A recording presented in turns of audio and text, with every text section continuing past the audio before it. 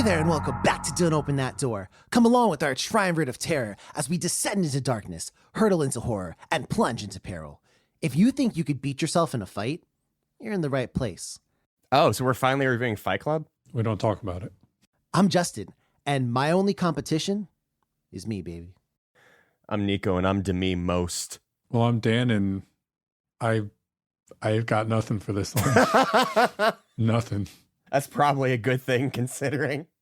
And we're here today to review The Substance. This was directed by Coralie Fargeat, starring Demi Moore as Elizabeth Sparkle, Margaret Qualley as Sue, Dennis Quaid as Harvey, Edward Hamilton Clark as Fred, and Gore Abrams as Oliver. So we open with Elizabeth Sparkle, a former Hollywood star who is the host of a long-running aerobics show. This all comes crashing down, though, when she turns 50. According to Harvey, her producer, she's getting a bit old in age, and she's pretty much let go from her job. Also, she gets into a car wreck, so her day is not really going too great. Nico, what happens to her next? So she goes to a hospital and turns out she's fine. Afterwards, she finds that a flash drive with a label The Substance has been slipped into her pocket. Elizabeth checks it out and finds that it's an advertisement for a product that claims to be able to give you a better, younger version of yourself. After some deliberation, Elizabeth decides to try it. All right, well, Dan, I know you've tried some advertisements back in your day, so tell me, what's good? Have I? Yeah. I don't think I have. I mean, we've all been advertised stuff, so certainly you've bought a can of Coke before, right? I guess. So Elizabeth picks up a package at a shady location and finally gives the drug a try. There are 3 steps. First, you take the activator, which you should only ever do once. More on that later.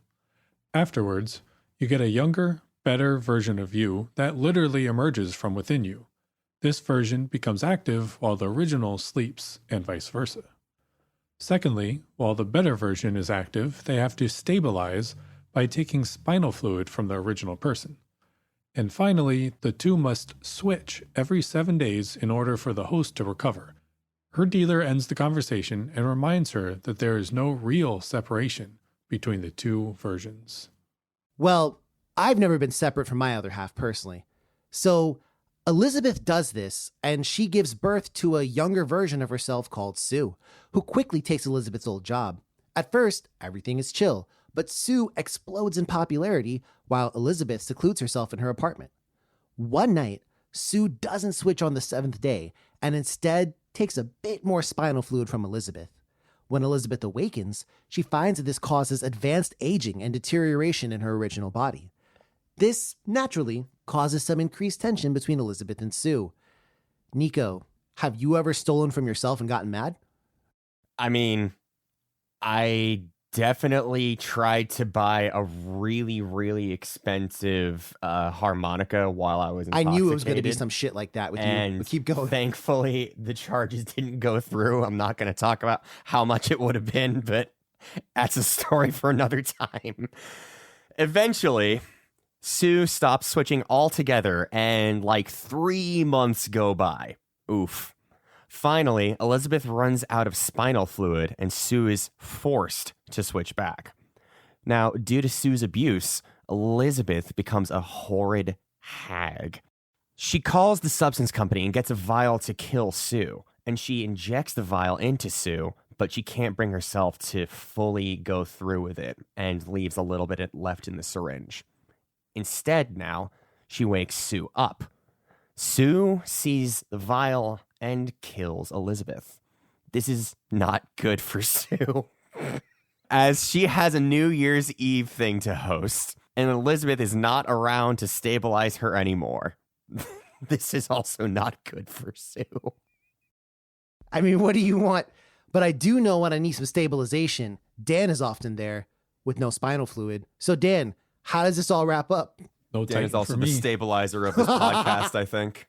So the night of the New Year's Eve celebration arrives, and Sue starts to break down, quite literally. Her ears and teeth fall out, and she grows desperate. She tries the activation serum again, but this turns her into a horrible monster. She shows up to the big event and is quickly discovered by the crowd.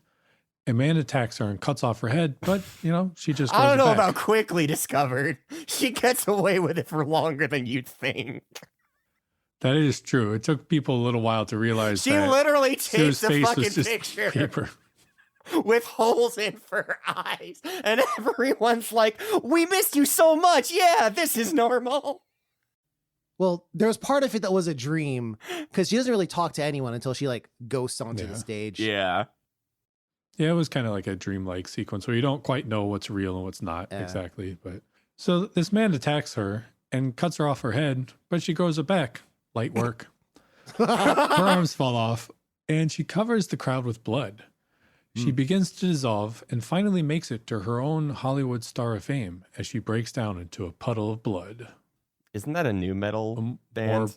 More brutal version of Puddle of Mud. Cover. There we go. Yep. Oh shit. Called shot, baby. The end. All right, before this begins, I need to do my own called shot because I know exactly how this episode's going to go. Obviously, this is the type of shit that I really like. Dan's going to like a little bit less, and Justin's going to be a big Debbie Downer and not find any joy in it whatsoever. And he's going to be a real fucking Eeyore about this. Anyway, continue. You might be surprised. Eeyore. Eeyore's a good Not even mad, descriptor. just really depressed and really down about it. Okay, yeah, mix in a little bit of owl in there too for good measure. Fuck with Al. You would. So let's start from the top, shall we? And how's this look? I'll dive right in first. I think this movie looks amazing. I think that there's a lot of close-up shots, especially at the beginning. There's a lot of close-ups, and at moments it's pretty avant-garde, I would say. And I also got to give a big shout out to just the prosthetics and the design, as number one, the hag version of Elizabeth looks really cool. It looks like what I would expect from that. And then the monster, which is called like Monstro Elizasu or something like that. Yeah. That shit. I looks love pretty that it cool got its too. own title card. I like that that was- they had title cards, period. Yeah. For like for Elizabeth Sue and Monstro Lizasu or whatever. Well, Dan, since you like so much, why don't you tell me what you liked about the way it looked? I mean, yeah, like Justin said, a lot of very close-up shots, a lot of like fisheye lenses. I thought it felt uncomfortable, all those close-up shots, but I mean, that's kind of the point, I think. Yes. And it was also accentuated by the fact that the theater I saw it in was a very small theater, and I was real close to the screen. Oh, man. There are only 14 seats in the whole theater. Wow. Oh, wow. Yeah. So I was like, That's fucking intimate. yeah. So I was pretty close to the screen. I was the second row, but I was still like close. So those close-up shots were like real close. But no, I thought it looked good. There was also some cool cinematography, cool just shots of like down long hallways and different like framing techniques they used, which I really liked. And like Justin said, the prosthetics looked really, really good. Indeed. Nico, how's this movie look to you? I'm also a big fan of everything that you two have mentioned, but in particular, the thing that I love the most was the color palette. This is a very, very bright movie and vibrant movie. There's a lot of neon blue, pink, not in like the 80s way, but in like a very hyper fashion-esque, that's not a word or a term, but just go with me here. It looks very in your face and over the top, like at all times, whether it's shots for the little TV shows that both versions of the characters are doing, or whether it's shots of visceral guts or leftovers that really should have been tossed in the trash by now. I really like the way this looks. It's funny that you say not in the 80s way, because I watched this with Bonner and we both thought that maybe this was set in the 80s at the start due to the coloration. That's So, fair. It's funny that you say that, but I have a psychic vibe that Dan might have something to say. So one other quick piece of trivia here, the ending scene where Elizabeth Sue is just spraying blood all over the place. Yeah. Apparently the director was actually the one operating the hose, the blood hose off camera. That And fucking according rules. to her, they used over 36,000 gallons of movie blood. Holy shit! I mean, I fucking That's a believe lot. it, man. That's a Yo. lot. Bonner said during that scene, he's like, how much blood do you fucking have? Because it just went for a while. Yeah, that shit was reminiscent of like Tokyo Gore Police, bro. But let's take it to the sound now. Dan, how's that the was sound? Kill Bill, William, and everyone else. Yep. No, I thought it sounded great. I think that there's similar to the cinematography being very up close and personal. I think a lot of the sound design is very up close and personal as well, especially for those up close and personal shots. So I thought that was really good. I don't have too much else to say. I really liked it. At the start of this movie, there wasn't really a ton of talking. It was very much actions, and I liked that a lot. They do talk more as the movie goes on, but I don't know, that first like half an hour or so, maybe 30, 40 minutes, I thought it was really cool how little they spoke, and just so much of it was communicated via body language and framing. Like, that was really cool to me. Nico, what's your thoughts on sound? I am a big fan of the various little motifs and drones that they have throughout the film. In particular, whenever either the substance is mentioned or the effects of it happen, there's this real almost predatory siren, like an octave down below what it's normally supposed to be, that just sounds incredibly threatening.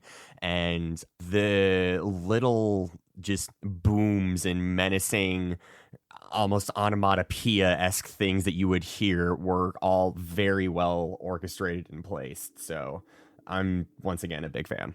All right.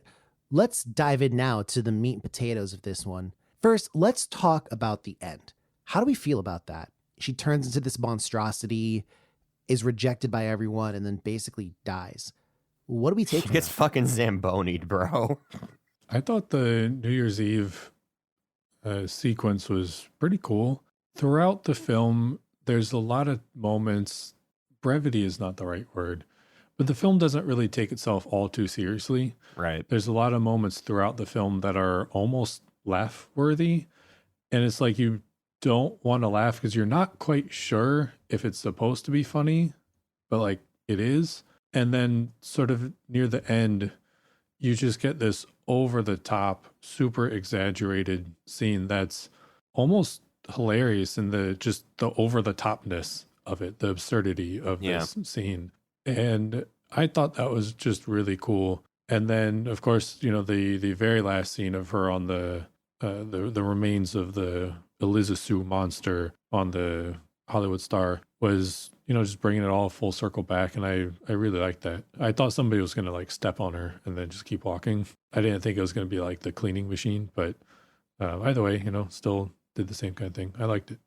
Yeah, I did think that one way or another, I thought it was going to end that way. I didn't obviously predict the Monstro Eliza Sue until it happened, but I thought that she was going to decompose and like break down in front of people.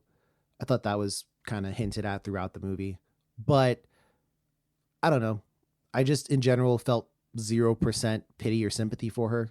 And I was like, good when she died. That was exactly what I said. I said, good. And I was happy for the Zamboni that came through. Good. Nico, how'd you feel about the end? I feel like it's the perfect ending, and I can't think of any other way that it could have now that I've seen it. Perhaps a little even more blood, but other than that, like, we open the movie with two shots. One of an egg that's getting the substance injected into it, and the new yolk that is made from the substance is an absolute perfect circle, and the original one's kind of jank, like almost trapezoidal. And then the scene after that, we see the forming of Elizabeth Sparkle, and we know what kind of movie we're getting into just from the get-go with that initial shot. I think the first shot of a film says a lot about what you're gonna get. I know that's a kind of a common take, but it's, I think, true a lot of the time. And seeing that, I kind of almost predicted that it was gonna end with that star again. And I think just getting ground into something that people are going to literally just walk over and forget is almost poetic. It is, in a way. Now, Dan, you are often the man to bring reason to the mad, Am I? to bring the sun to the darkness, and also to bring context to a discussion. I think you might have a quote from the director, right? So I saw on IMDb, so hopefully this is true, I assume it is, that director Coralie Fargeat says this about the end of the movie. The audience for me represents society. I depicted Elizabeth's genuine dream, which is to be loved by those people for who she really is. Having this explosion of blood and guts was a way to externalize the violence that I feel all those gazes in this beauty put on us. It was a way for me to splatter it in the face of the audience to say, look at what you're creating. You're responsible for this explosion. I feel like that is pretty true. Justin just did his press X to doubt shrug and like little decline there for everyone listening at home. That is exactly what I would expect the director of this movie to say. Mm-hmm. Hands down. What does that mean, Justin? Yeah, what does that mean? We'll find out. Will we? So, or are we just going to drop it and never come back to it? oh no, Who can best believe say? I ain't dropping it. Trust me. But before we get to that, I want to ask real quick, where does this stack up to other body horror films that we've watched on the pod? So I'm thinking The Fly. I'm thinking, I don't know why I want to call it The Once and Future King, because that is certainly not the title. My God, man. Nope. What a fucking pull. It's the one with Viggo Mortensen The and Crimes of the Future. thank you. Holy shit. Yo, you remember that one day in Miss Baden's class and I was asking what the fumets are, and she, with the most sincere smile I've ever seen on a woman, said, yes, that's where the bird shits on his pillow, Nico. Remember that shit? I wasn't No. in your class, but I take your wasn't word in for class it. either. You motherfucker, I thought you were. How can you, what, did you hallucinate me there? Was I just there? It was a long time ago. A real long time ago. I agree. Dan, how's this stack up? It's a bit of a difficult question to answer for me, only because I feel like, at least based on those two, those films are the same director. Okay. So I don't really know how it stacks up to other body horror as a genre, so much as stacking up to, what's his name? Cronenberg? Cronenberg, thank you. Well, let's not forget the Iron Man, Tetsuo? Tetsuo. I think you could also arguably consider From Beyond to be body horror as well. It did have elements Okay, for sure. yeah, I can see that. Bakira. I guess. Muted, more muted, Yeah, more yeah, muted. yeah. I don't know. I think Akira is body horror, especially if it was No, it absolutely real. is, yeah. If it was real, Yeah. I mean, it would absolutely be. So yeah, it's funny that you mentioned Akira because the ending of this does kind of remind me of the ending of Akira, just the monster thing at the end. Yeah. But I felt that this movie was a little bit more. Okay, this is gonna sound wild, but realistic. If you say substantial, I swear to God. no, later. Okay, all right. I feel like this one was a little bit more realistic and grounded until the end, obviously. A lot of it was like, The Fly is like, okay, he's becoming a fly. Mm-hmm. A lot of these other ones are like a little bit more, I don't want to say outlandish, but more sci-fi-y. And I guess this one kind of is too. But I don't know. You see real people interacting in society in more of a substantial way than Well done. than some of the other films, body horror films, I think, at least that I'm thinking of anyways. So I don't know. I thought it was pretty good. I thought the themes of the film were a little bit more on the nose than some of the other body horror ones we've seen. 1,000%. But yeah, I thought it was another great entry into the genre. I'm in two minds because, and I really want to make sure people get their props here. I think visually, this is a very good body horror because they really put in work from literally the scene where she gets her better half, so to speak. I think there's just a lot of great shots, a lot of great scenes. I mean, who doesn't want, to pull out a turkey thigh from their belly button? Who doesn't want to do that?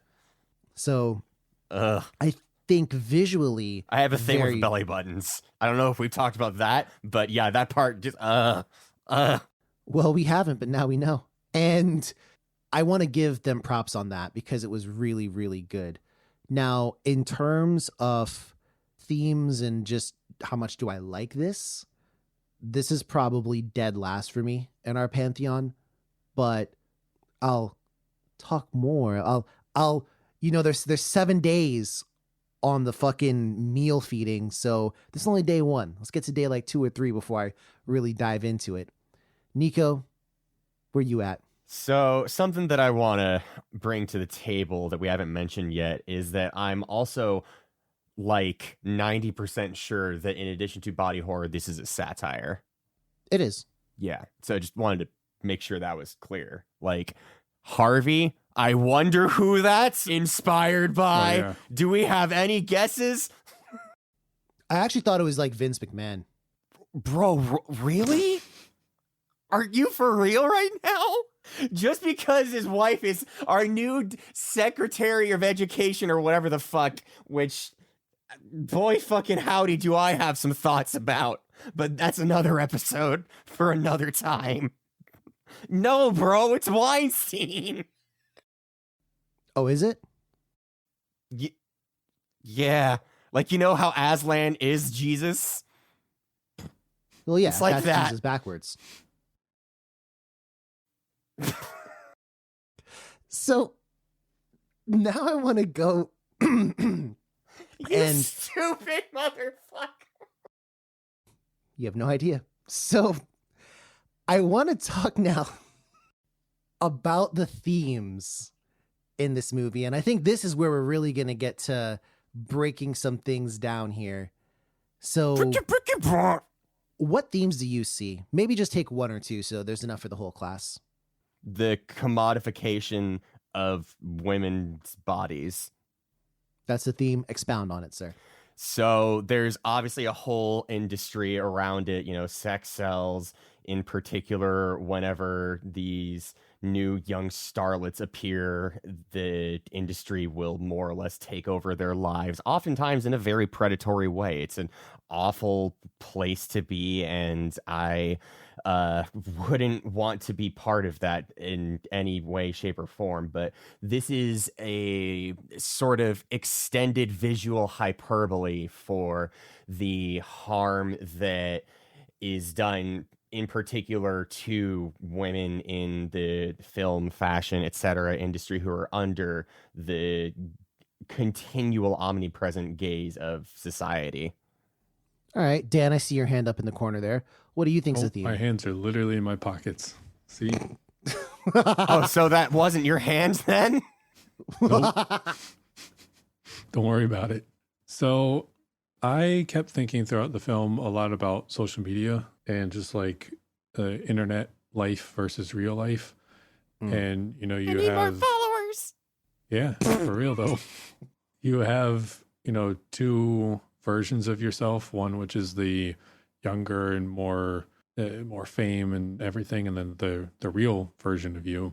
And, they're told you have to find balance between the 2. And of course, like on social media, social media is not real. Like it's people's highlight reels of their life. So, like it all looks better than life really is. And you get caught up in the likes and the followers and the whatever on social media. And if you don't, you literally, like in the movie, you have to literally feed your other half while you're there. And I think if you don't feed the real part of you, then the social media side of you kind of takes over a little bit and you get depressed as shit. And we see that Elizabeth, when it's her turn to live, she's just sitting watching TV all day because she's depressed that her life isn't what it used to be and that her other person is living the life that she wants, which is what a lot of people do on social media, So I think that was a very poignant topic theme there.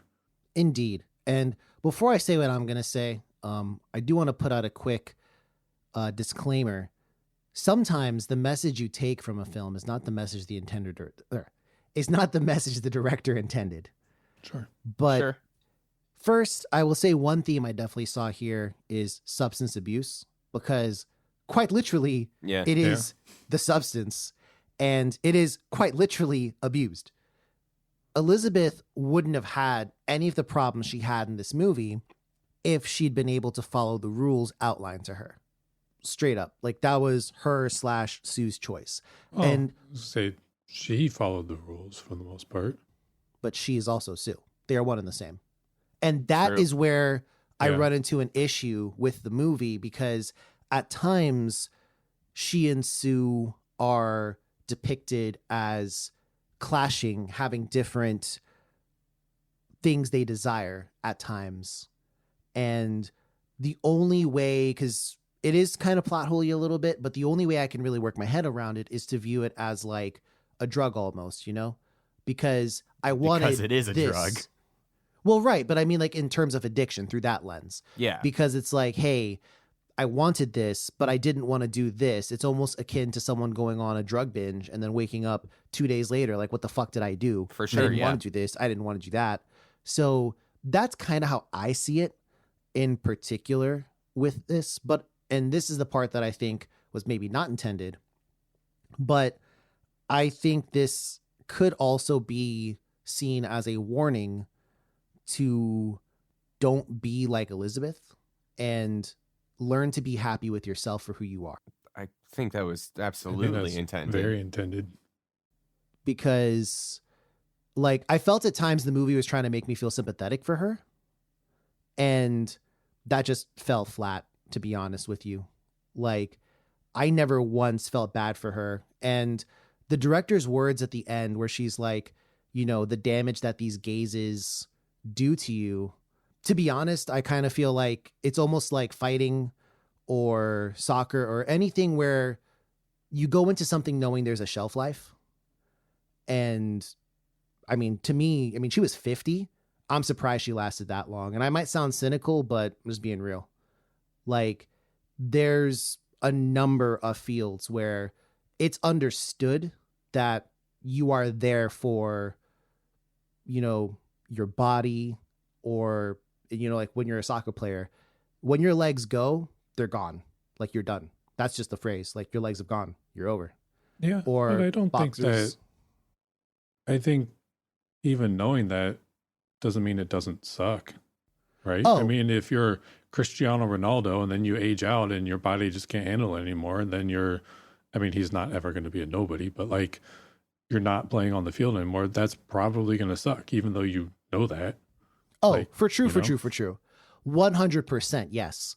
But I disagree in the context of the damage that the gazes do.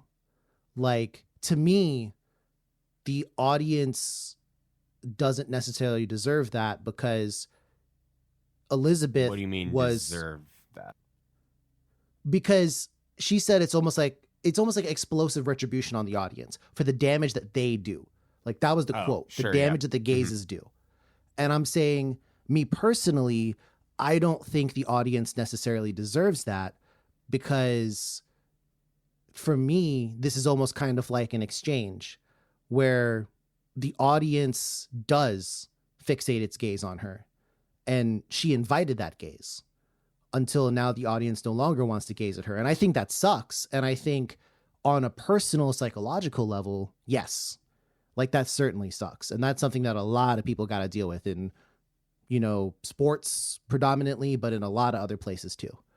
And I could see that, but I don't think that this is something where I feel like the film tries to make a statement that I feel like I personally don't think it exists. Like, Nico talked about the commodification of women's bodies, but this is a person who was a willing participant for a number of years, and she made out like a fucking thief with it. She's rich as shit. So I have no sympathy for her. Fair. I think the quote talks about how the audience represents society, and I do think there's maybe a fine difference there, where like the audience wanted to look at you and everything, and now doesn't because you're older and whatever. But I think there's it's even more powerful when you put it in the context of society, because society is larger than the audience. Mm-hmm. And society is a much bigger thing. And now society doesn't like you. Like, it's not just, oh, the people who used to like me don't like me anymore, but it's like everyone doesn't like me and I'm useless. I see that. I'm not a functioning, useful member of society anymore. Not just, oh, the people who liked me don't, you know? Yeah, I see that too. I see that.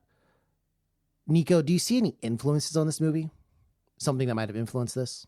I can think of one that we haven't mentioned yet, and I think that is The Shining a little bit. Yeah. Okay. In particular, with some of the cinematography, there's a lot of shots down these long hallways that are reminiscent of the Overlook Hotel and the particular kind of madness that ensues to the occupants that are in it because, you know, Elizabeth and Sue, they both do sort of go mad in their respective roles, even though while they are separate, they're also not because they are the same, but they're not because they also like fight each other, which is a really cool scene. I thought that in particular was a well shot and well just like blocked. Everything was like particularly visceral to watch. Indeed. Dan, do you see any influences on this? I do. I see two major ones, but I want to hear from you because I'll choose whichever you don't choose. Oh, you so, already know? Okay. All right. So, me personally, I see two, and one of them is Perfect Blue. And while I don't necessarily think that, you know, the director of this watched that and then did this or whatever, maybe she did. I don't know. But I think a lot of the themes in Perfect Blue are reflected in this, not just from the perspective of the main character, but spoilers for the movie. Stop now if you haven't seen it. But remember, her manager is someone who is extremely jealous of her and wishes for the days when she was young and beautiful, you know?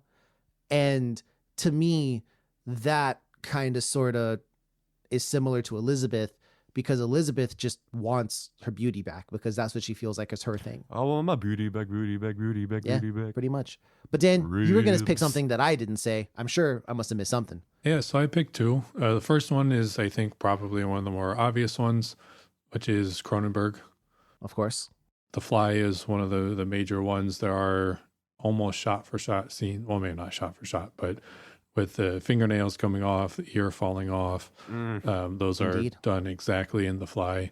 And I think there's a couple other scenes, the turkey leg coming out of the belly button. The teeth, too. Yum. Yeah. That's referenced in other Cronenberg films as well. I think in a couple people pull like a gun or something out of their belly button or whatever. Some real plastic man shit. The belly button. And then the other influence I see is this story is pretty much a picture of Dorian Gray.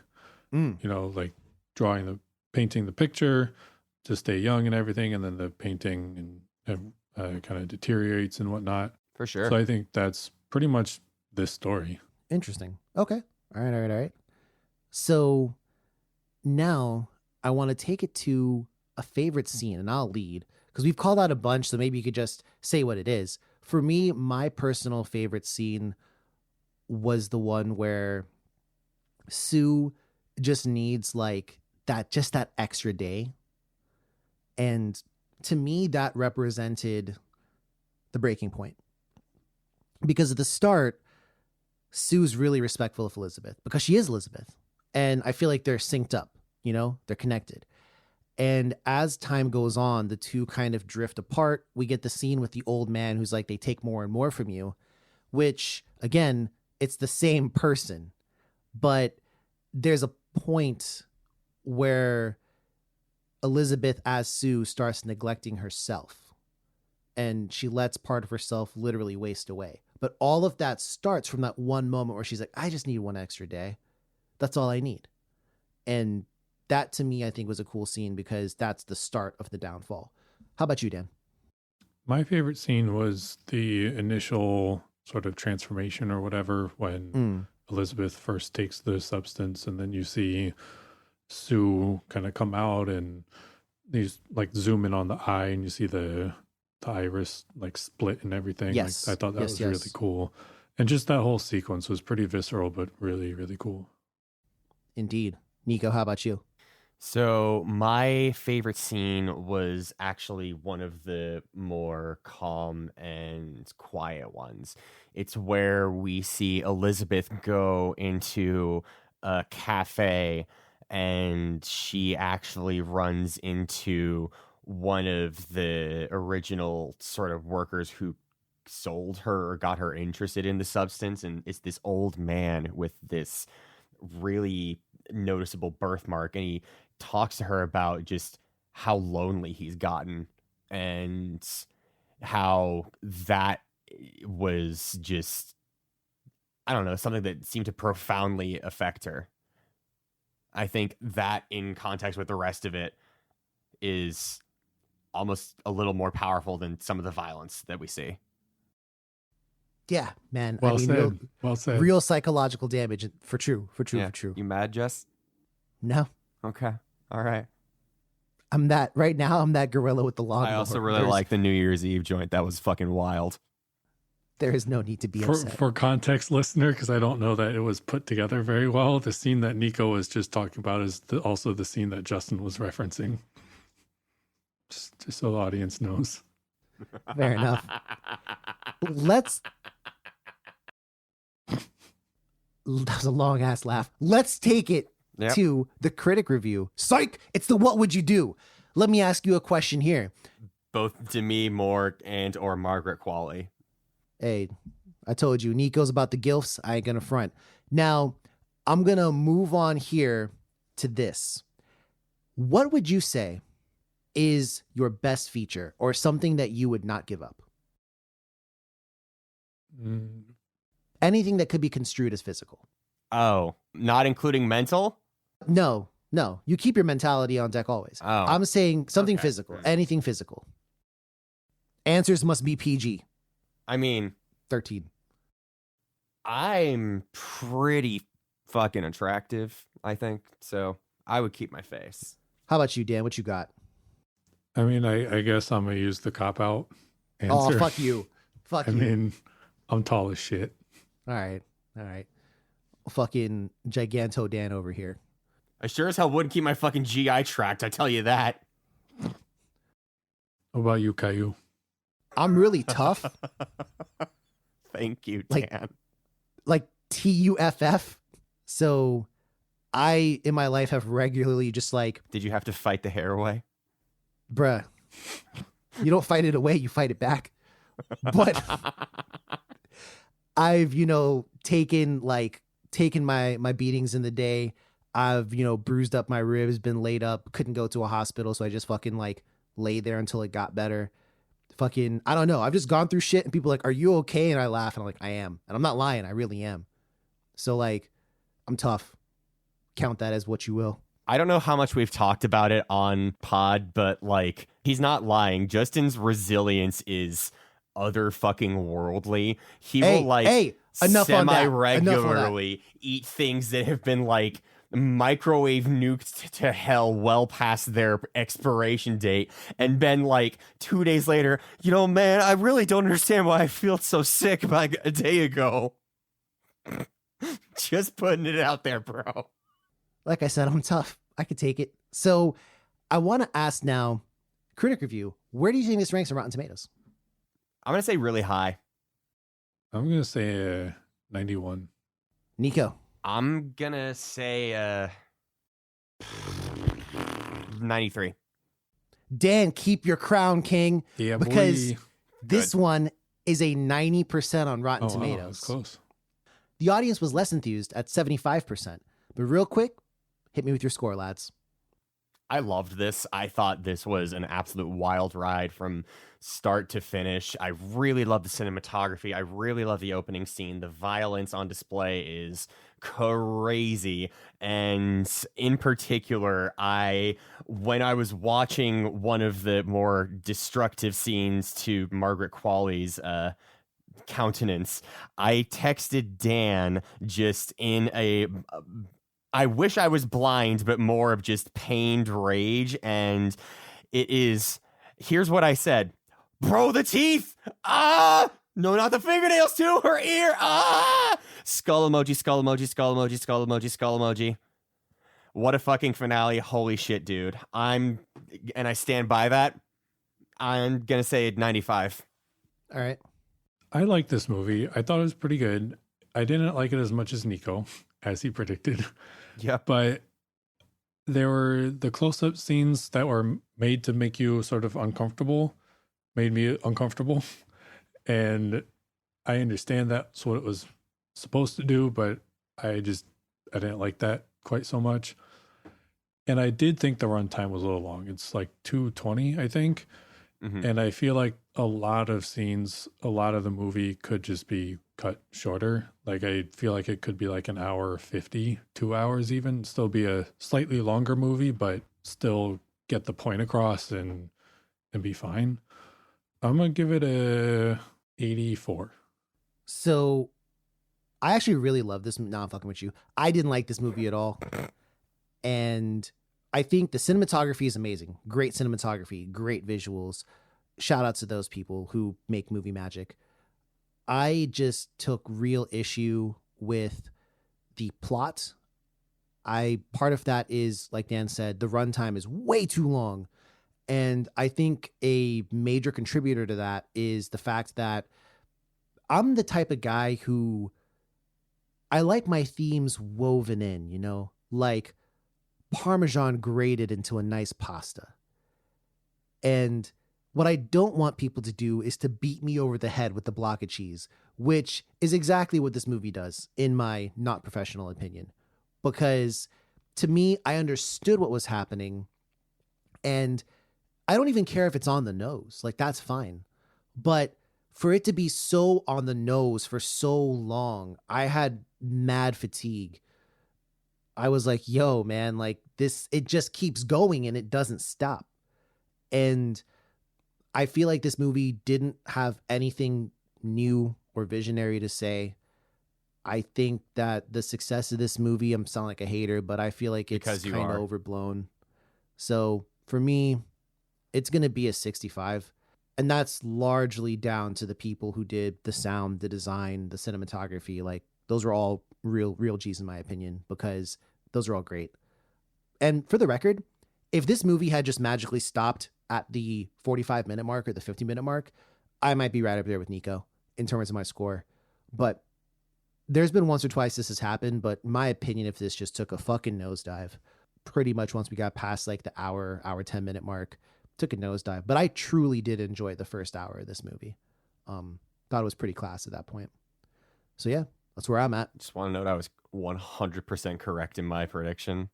I mean, Brad, that's like me saying, you know, I'm saying the wind will blow your piss to the east if you face Worth. Like, what's really going on here? What? Worth is a direction, and if you want to know more about it, check our D&D podcast. But either way, we don't have a real D&D podcast, don't worry. So, don't worry. I want to ask now, would you recommend this film? Heartily, yes. I think I would. By the narrowest of margins, sure. Interesting. Why is that? Because I think this movie is a very, very good visual representation of body horror from someone who is not Cronenberg. Because one thing that I will say is that, so I didn't know who directed this until like 10 minutes before we went on the podcast. And this isn't something I usually say, but the only thing that I found, not the only thing, but one of the things I found kind of groundbreaking or, you know, like revolutionary is for the life of me, and someone correct me if I'm wrong, but I don't know very many women directors who do body horror. And especially not to this extent, with it being like this. And I might have had issues with the plot, the themes, but if she did something else and she chose to go this grotesque, but just in a different direction with something else, I would be totally on board. As weird as it sounds, she made a fan out of me. I know I sound like I'm not because I don't like the movie, but I can appreciate the mind that went behind it. So it's interesting. And that's why I recommend it. But would you golden seal it? Oh, absolutely the fuck not. Oh, I thought we were going to get a plot twist here. If I gave something a golden seal off of a 65, I feel like I opened myself up to a lawsuit and an ass whooping. So, Nico, I'm sure you would have given it though, Nico. I would have, yeah. Dan, do you side with the light or the darkness on this one? Probably the darkness. I don't think it would have been a golden seal. Fair enough. Well, let's bring this to a cease and say this. If you like what you've heard, have questions, or just want to know what's really good, hit us up. We're on X and Instagram at DOTD Horror. We're on Facebook. That's Don't Open That Door. Plus, check everything we've done on our website, which is, of course, dotdhorror.com. Be sure to look out for one another. And on some real shit, this movie deals a lot with body dysmorphia. And if you do have those issues, please reach out. Please talk to someone about it. Because nothing specifically is more Justin. But for true, nothing is more important than being comfortable in your own skin. So if you need some help, please do reach out and get some help. But as always, dear listener, don't open that door. Bye.